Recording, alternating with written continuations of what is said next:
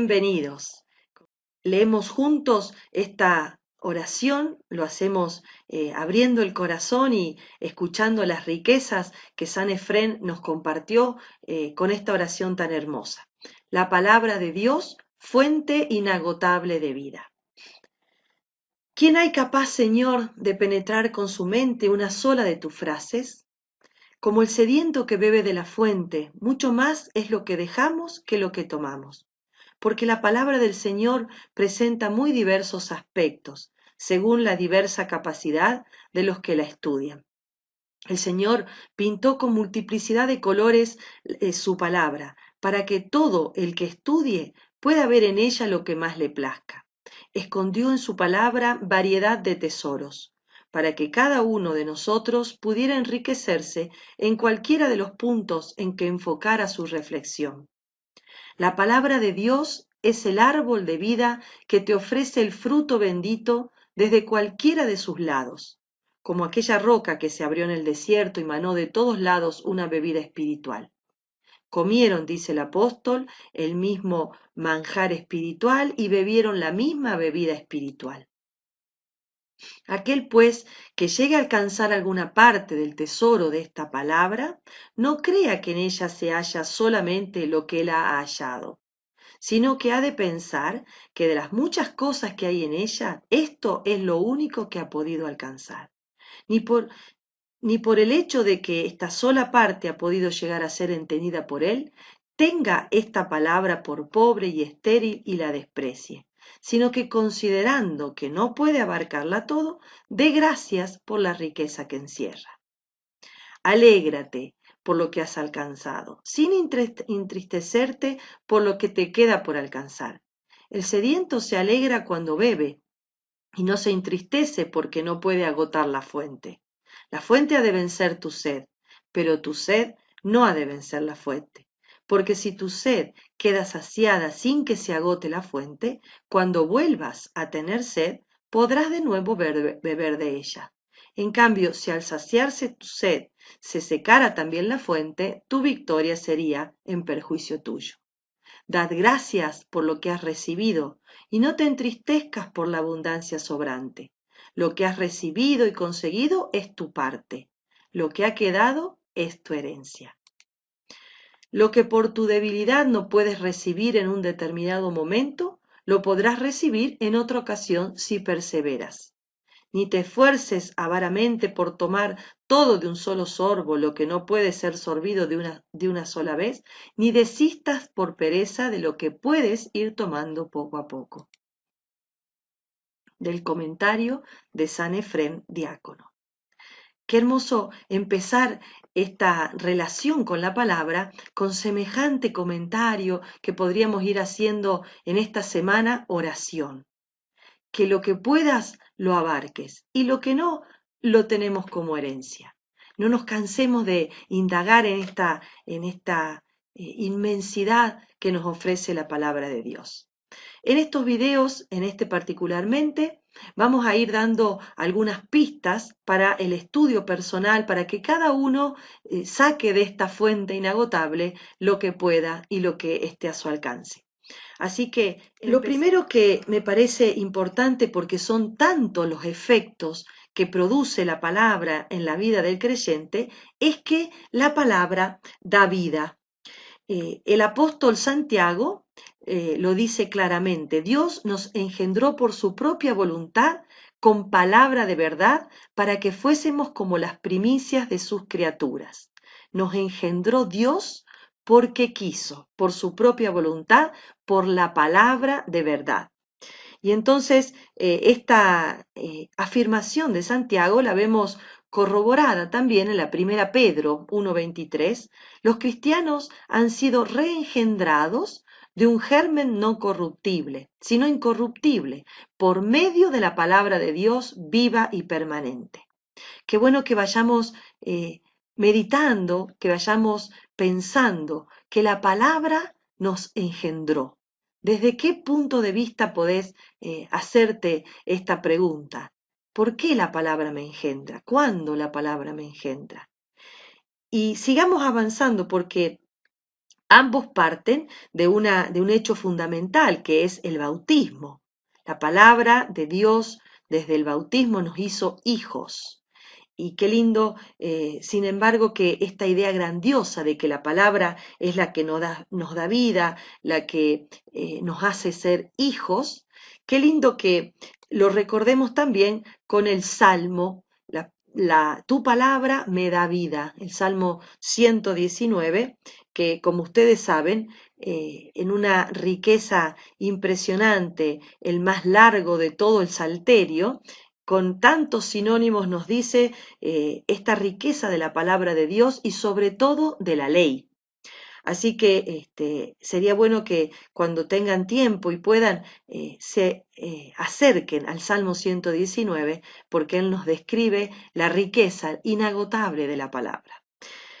También San Ambrosio, comentando este salmo, dice: la palabra de Dios es la sustancia vital de nuestra alma, la alimenta, la pastorea y la gobierna. No hay nada que pueda hacer vivir el alma del hombre fuera de la palabra de Dios. Fíjense qué lindo San Ambrosio, ¿no? Cuando también Moisés pone de relieve eh, esta, esta afirmación del Deuteronomio 32:47, esta palabra es nuestra vida. Estaba todo el pueblo reunido y él les afirma con certeza, la palabra es nuestra vida, de ella dependemos. Eh, y bueno, lo mismo dijo Jesús, ¿no? En Mateo 4:4, no solo de pan vive el hombre, sino de toda palabra que sale de la boca de Dios. Nos podríamos ir preguntando, ¿no? ¿Qué lugar ocupa la palabra en nuestra vida? ¿Cuánto nos alimentamos de la palabra? Porque ella es la que da realmente la vida. Para mí, el que más sabe decirnos de la vitalidad, de la fuerza vital que tiene la palabra es Lázaro. ¿Se acuerdan cuando Jesús, dice el texto de Juan capítulo 11, 43 en adelante, Jesús con fuerte voz gritó: Lázaro, sal fuera. Y el muerto salió atado. ¿Quién más que Lázaro sabe que la palabra tiene poder para dar vida? El segundo efecto que podemos deducir que nos regala la palabra es que nos crea por amor. La palabra es fuente creadora, lo sabemos en todo el capítulo 1, y Dios dijo, y Dios dijo, y Dios dijo, tantas veces se repite cuántas criaturas Dios trae al mundo. Así que la palabra crea, de eso no tenemos ninguna duda, que tiene la capacidad de hacer existir, de llamarnos al ser. Ahora, lo digamos con la plegaria eucarística, para derramar el amor sobre todas las criaturas y alegrarlas con el resplandor de su gloria, para eso nos creó. Y qué importante es saberse no solo creado por la palabra, sino creado por el amor que Dios nos tiene, y cuando Él habla, nos transmite también ese amor que lo identifica, que lo define, ¿no? La Biblia, desde el inicio hasta el final, entonces, no es otra cosa que el mensaje de amor de Dios para cada uno de sus criaturas. Y bien lo podríamos resumir con esta sentencia que Mateo 12:34 nos regala: de lo que rebosa el corazón, habla la boca. ¿Quién podría afirmar lo contrario? De lo que rebalsa el corazón de Dios, habla su boca. Cada palabra de Dios es palabra que crea, que da vida y lo hace por amor. Por eso cuando vamos a la escritura, no tenemos que buscar otra cosa que experimentar, que recibir en un acto de fe ese amor de Dios que nos transmite su palabra. Todas las escrituras, dice San Agustín, han sido hechas con este fin: que el hombre entienda cuánto le ama Dios y lo entienda para inflamarse de amor hacia Él. San Agustín es fantástico. Todas las escrituras fueron para eso, para que entendamos no solo con la mente, con la inteligencia, sino también con la afectividad, con el corazón, con la voluntad, cuánto nos ama Dios. Y bueno, todo confluye a esa definición increíble que nos regala la primera carta de Juan en el capítulo 4, versículo 8, Dios es amor. Y entonces todo lo que Él hace y todo lo que Él dice está teñido, está imbuido, pleno de ese amor. El tercer efecto, la palabra nos pone en relación directa a Dios con las criaturas. En el principio era la palabra, dice Juan 1:1. Esto quiere decir que el Dios bíblico no es solitario. Él quiere entrar en relación, es decir, en comunicación, porque no hay palabra que no presuponga un interlocutor. Y entonces el primer interlocutor de la palabra del Padre es el Hijo, y en el Hijo cada uno de nosotros. Así que cada uno de nosotros somos el tú con el que Dios se comunica. Repite infinitamente Dios, escucha pueblo mío, quiero hablarte. ¿Cuántas veces, de cuántas maneras dice la Biblia, y dijo Dios, oráculo de Dios, dijo Dios a Adán, así habla el Señor, palabra del Señor? ¿De cuántas maneras se podría resumir esto? Escucha pueblo mío, quiero hablarte. Cada vez que abramos el texto, recordemos que Dios es el que en persona nos quiere hablar. Jeremías, el profeta, dice, pondré mi ley en su espíritu, la escribiré sobre sus corazones. Evidentemente se trata de un hablar diverso. Dios, cuando habla al hombre, lo hace en y al corazón. Así que abramos desde el principio de nuestro recorrido a la luz de las Escrituras, abramos el corazón para que Dios nos hable ahí profundamente y no solamente aprendamos conceptos, ideas, que aprendamos a bucear en el mundo de la Biblia, sino también aprendamos a escuchar a este Dios que quiere relacionarse con nosotros. Lo atraeré hacia mí, lo guiaré al desierto, le hablaré al corazón, dice el profeta Oseas. Y Deuteronomio, que después está también citado en Hechos 9:7, dice, el Señor habló desde el fuego. Ustedes oían el sonido de las palabras, pero no veían figura alguna. Solo había una voz. Y esta es la manera que eligió Dios de relacionarse con su pueblo, de relacionarse con cada uno de nosotros, hablando. Así que hay que disponer el corazón y disponer el oído, porque Él ya está dispuesto, la palabra ya está escrita y es para nosotros. El cuarto efecto es que la palabra produce gozo. Como lo afirman los profetas, por ejemplo, Jeremías 15:16, cuando tus palabras salieron al encuentro, las devoré con avidez. Tu palabra fue la alegría y el gozo de mi corazón. Alegría y gozo, una combinación casi para decir la totalidad de la felicidad, del gozo, de la alegría, fue la palabra para el profeta cuando la devoró. También la misma expresión o algo parecido dice Ezequiel, hijo de hombre, aliméntate y sáciate de este rollo que te doy. Lo comí y fue en mi boca dulce como la miel.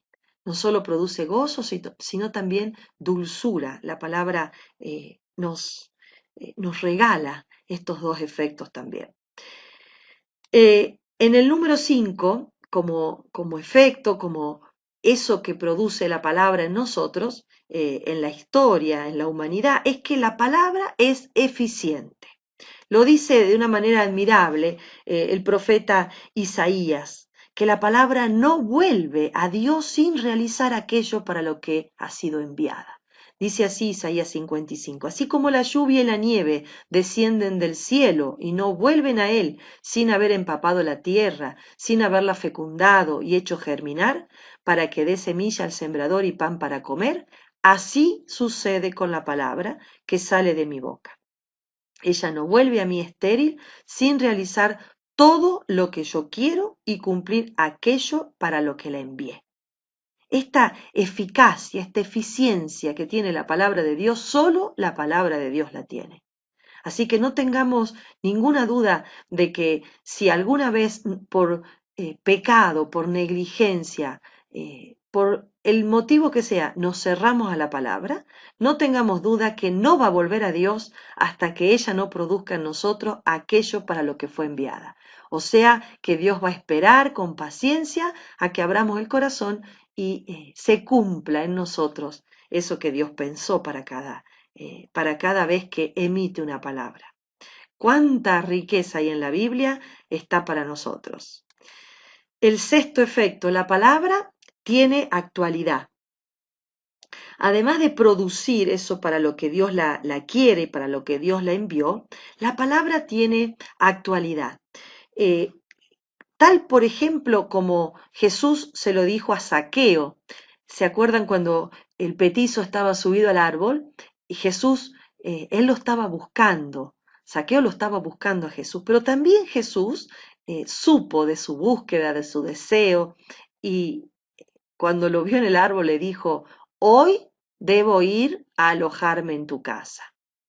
Y cuando estaba llegando, cuando estaba entrando en su casa, y después de escuchar todo ese desprendimiento de Zaqueo, que era jefe de publicanos, que sabemos había robado mucho, y él mismo se compromete, sin que Jesús le diga nada, a devolver todo lo que él se había quedado de ajenos, Jesús le respondió, hoy ha llegado la salvación a tu casa. Cada vez que nos encontramos con un corazón desprendido, con un corazón abierto para recibir la salvación de Jesús, es nuestro hoy.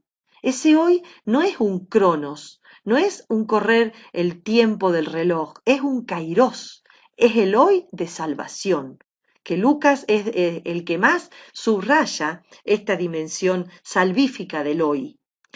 Si se acuerdan, ahí en la cruz, cuando uno de los ladrones se burlaba de Jesús, el otro le pedía, le suplicaba que se acordara de él cuando llegara al paraíso. Y Jesús, fíjense, que le dijo con una certeza de dueño del reino y del paraíso, yo te aseguro, hoy estarás conmigo en el paraíso. Qué fantástico, ¿no? Esta capacidad que tiene la palabra de ser actual.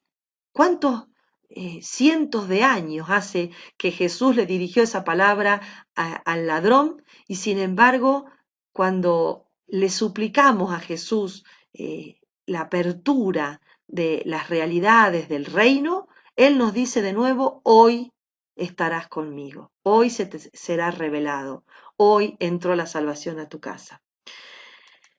Tendría que impresionarnos cuando leemos, por ejemplo, Mateos 12, ¿no? 41, 42, que dice, ahora aquí, cuando vos te pones frente al texto bíblico, ahora y aquí hay alguien más que Jonás, ahora y aquí hay alguien más grande que Salomón.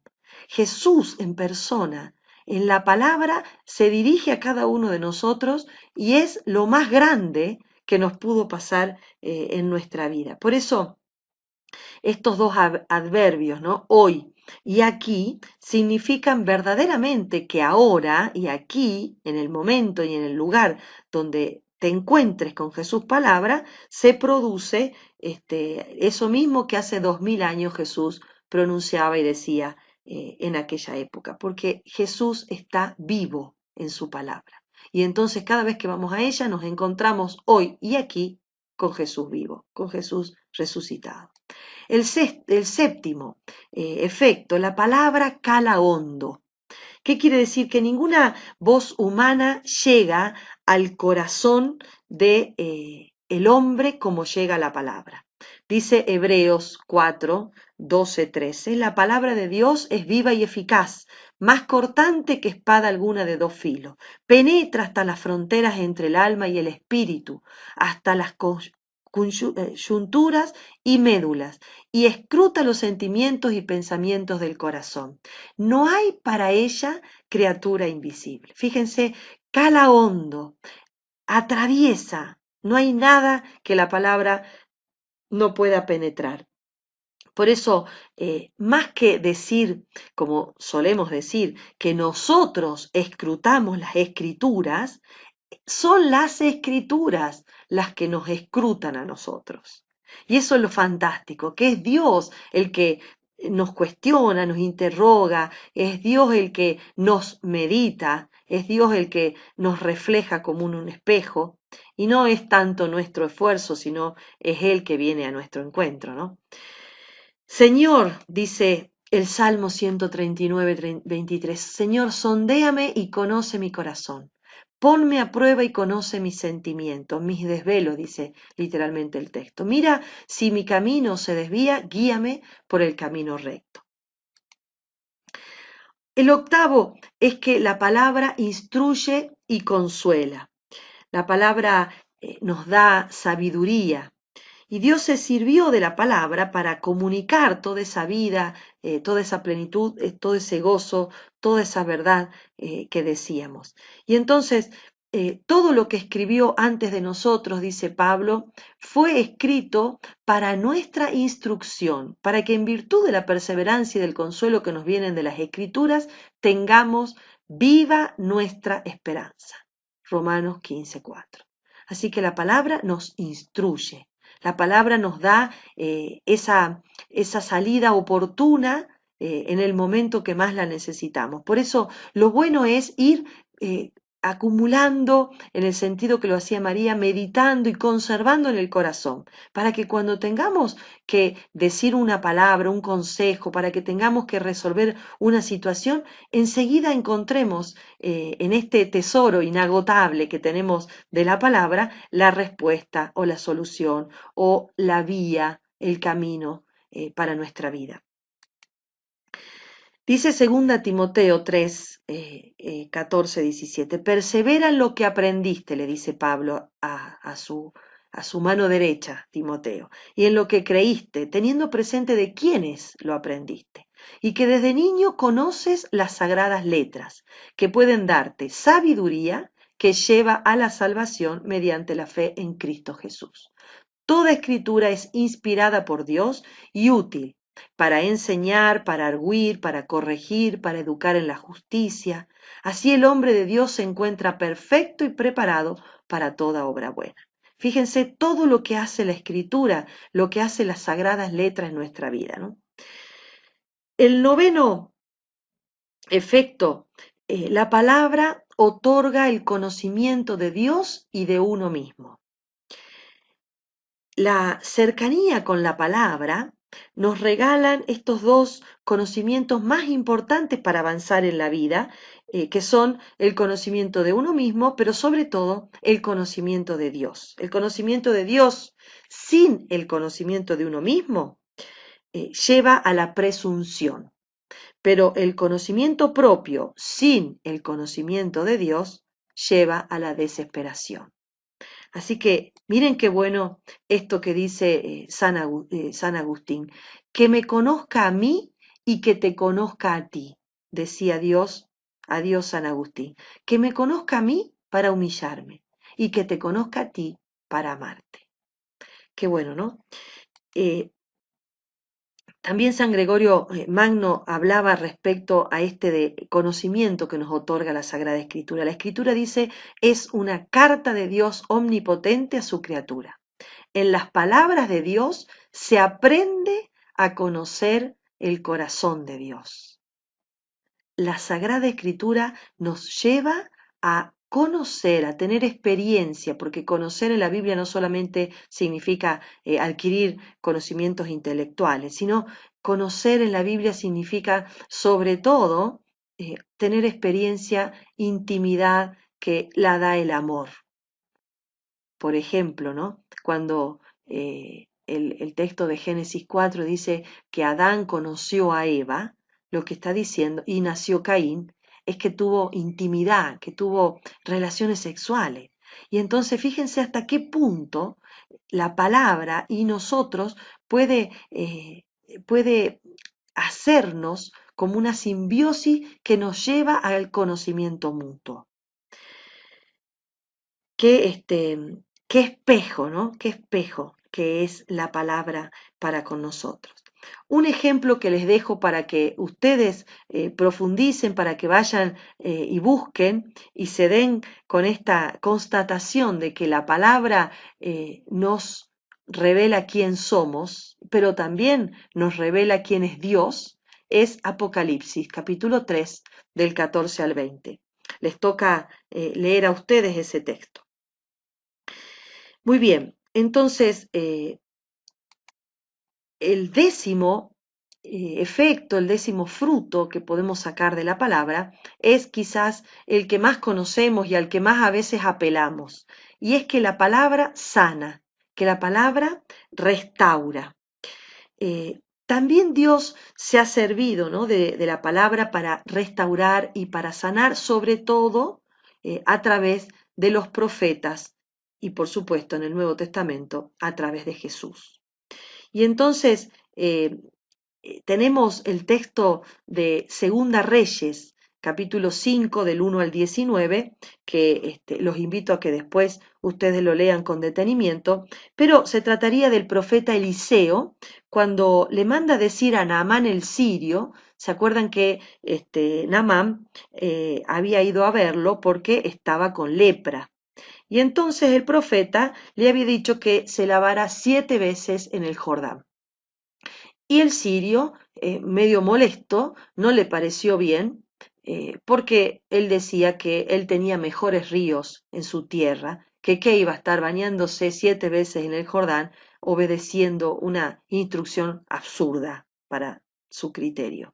Y entonces el texto es muy interesante porque los servidores de Naamán le dicen, pero Naamán, si te hubiera pedido algo extraordinario, pero es tan sencillo hacer cumplir esta palabra. Y entonces lo convencieron y Naamán entró y salió del Jordán 7 veces. Y dice el texto que cuando salió, la piel de Naamán no solo había quedado purificada y limpia, sino se parecía a la de un bebé. Fíjense el poder de la palabra. Solamente tenía que obedecer lo que la palabra de Dios por medio del profeta le había consignado. Y así fue, obedeció y lo sanó, lo restauró. Este poder sanador, así concretado en Sabiduría 16:12, dice, no los curó hierba ni emoliente alguno, se dice de Israel en el desierto, sino tu palabra, Señor, que todo lo sana. De la cantidad de textos que en el Nuevo Testamento podríamos dar como ejemplo, ya se lo imaginan, pero yo pensé en 2 textos fundamentalmente en los que se ven esta fuerza de la palabra de Jesús que sana, que restaura. Y el primero es el texto de Mateo 8, del 15 al 13. Se trata de que en Cafarnaún, el centurión, esta persona que tenía a cargo 100 soldados, le va a pedir a Jesús, Señor, mi criado yace en cama paralítico con terribles sufrimientos. Ahí no se sabe, hay un problema textual, si se trata del criado o si se trata del hijo. Pero no importa, criado o el hijo, él le fue a pedir intercesión a Jesús y Jesús le dice, yo iré a curarlo, en persona iré. Pero el centurión le replica, Señor, no soy digno de que entres en mi casa. Solo di una palabra y mi siervo o mi hijo se curará. Y entonces ya se acuerdan, ¿no?, que el centurión se pone a él mismo como ejemplo. Yo tengo gente a cargo y cuando le digo ve, va, cuando le digo vuelve, vuelve, y me obedecen. Y entonces solo hace falta que vos digas, que tu palabra se pronuncie y obtendré la salvación, la sanación, la restauración de la salud que estoy buscando. Y Jesús le dijo, no he encontrado en Israel una semejante fe como la de este pagano centurión militar. Así que es un texto clave para entender este poder sanador que tiene la palabra, que ni siquiera tuvo que haber ido Jesús a encontrarse con el enfermo. En el capítulo 9 de Marcos, eh, tenemos esta escena del padre de Jesús, perdón, de un padre de un niño endemoniado que los discípulos no podían curar, y entonces este papá le pide a Jesús la sanación para su hijo. Y entonces ese texto también es muy importante porque Jesús eh, lo exorciza y le dice al demonio que salga de él y lo deje sano, lo deje restaurado en su salud, en su integridad, en su dignidad. Eh, pero estos textos en los que la palabra sana y restaura nos demuestran que la palabra lo hace, pero no mágicamente, que hace falta fe, que la fe es, podríamos decir de alguna manera, como la condición, como el medio necesario para que la palabra actúe. Y entonces el poder que tiene la palabra es indiscutible, pero ¿por qué no siempre actúa? Y por qué no siempre creemos realmente que es posible que la palabra nos sane. Y así como el Señor le dijo a este papá, continúa creyendo, no dejes de creer y tu hijo sanará. Así también cada vez que necesitemos recurrir a la palabra como sanación, como restauración, no dejemos de creer, porque eso es lo que nos enseña el texto. Todo es posible para el que cree.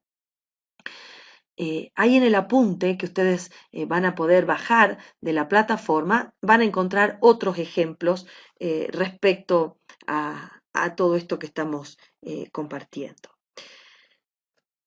Y el número 11, que me parece uno de los textos más elocuentes de este efecto y este fruto que tiene la palabra en nuestra vida, es que la palabra dirige espiritualmente.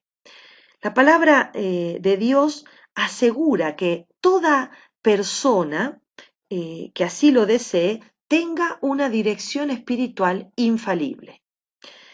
Hay una dirección espiritual, por así decirlo, extraordinaria, que se impone en momentos especiales, ante decisiones radicales, ante elecciones fundamentales, en los que Dios revela su voluntad a través de la palabra y quizás a veces necesite de algún hermano, alguna hermana con quien confrontar para tomar la decisión correcta. Pero seguramente es a la luz de la palabra que el Señor guía, encamina nuestra vida. Ahora, esta dirección espiritual, por la meditación de la palabra, está ungida por el Espíritu Santo y es Él el que, digamos así, resuelve prácticamente nuestras situaciones.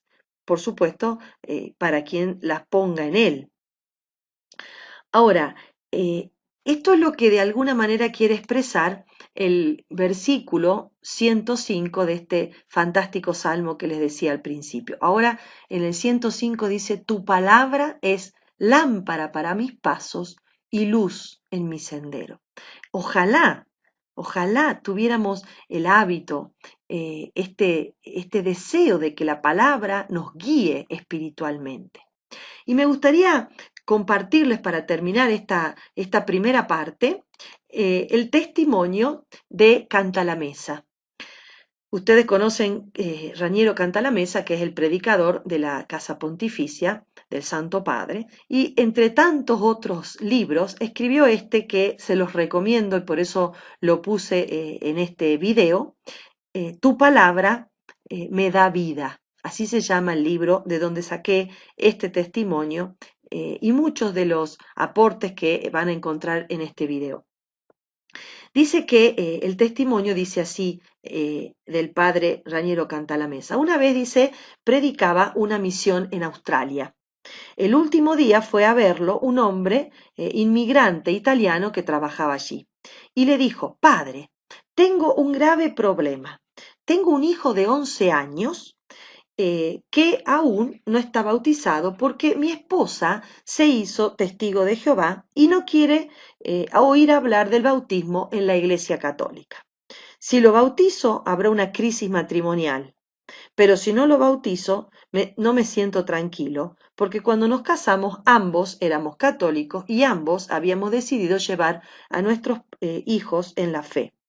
¿Qué debo hacer? Y entonces Cantalamessa le dijo, déjeme reflexionar esta noche, vuelve mañana y veremos qué hacer. Al día siguiente, vuelve el hombre ya mucho más sereno y le dijo, padre, encontré la solución. Y ayer por la tarde en casa oré un rato y después de abrir la Biblia salió el pasaje en que Abraham lleva a su hijo Isaac a la inmolación y vi que cuando Abraham llevaba a su hijo Isaac a ser inmolado, no dice nada de su esposa.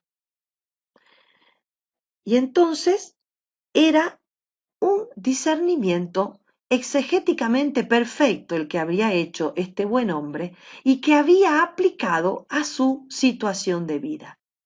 Nadie que explique el texto de Génesis va a decir que en el texto quiere decir esto para lo que este señor encontró respuesta. Pero él tenía una pregunta fundamental que lo inquietaba en su corazón y el Señor a través de este texto le hizo ver que la mujer, Sara, si se hubiera enterado de que Dios le pedía a su hijo para ser inmolado, quizá ni se lo hubiera dado. Y entonces Abraham, en obediencia total, en amor primero a Dios que hasta su propio hijo, al que más amaba, fue y lo llevó a la montaña, como sabemos, y después Dios lo reemplaza por el cordero. Pero qué importante cómo este Señor, en esta palabra que nadie hubiera dicho que tendría esta explicación, fue dirigido espiritualmente por la palabra. Y entonces dice que Raniero Cantalamessa le bautizó el niño y todos felices terminaron la historia. Obvio que cuando volvió este chico a la casa ya estaba bautizado y la mamá no tuvo más remedio que aceptar el sacramento. O no, pero el sacramento ya lo tenía. Qué lindo entonces que podamos hacer de la palabra nuestra guía espiritual. Muchas gracias y nos vemos en el próximo video.